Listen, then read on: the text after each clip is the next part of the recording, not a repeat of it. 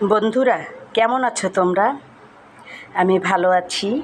আমি এখন দুপুরে যে খাবো, দেখো এখানে যে মাংস রয়েছে, এখানে আলু ভাজি করেছি, এখানে পেঁপে ভর্তা করেছি, আর এই যে এখানে এই যে কালো জিরা ভর্তা করেছি। কালো জিরা দিয়ে ভাত খাবো। এখানে পেঁয়াজ, লেবু, মরিচ রয়েছে। বন্ধুরা, অনেক কষ্ট করে ৩-৪ ঘন্টা বসে একটু রান্না করেছি। এই যে ভাতটা রান্না করেছি প্রায় ২ ঘন্টা বসে। আর এইগুলি আগেই সিদ্ধ করে রেখেছিলাম, তাই একটু তেলে ভেজে নিয়েছি।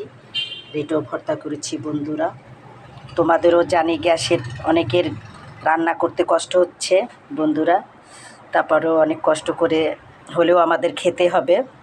তোমরা ভালো থাকো, সুস্থ থাকো। এখন আমি খেতে বসবো। বাই।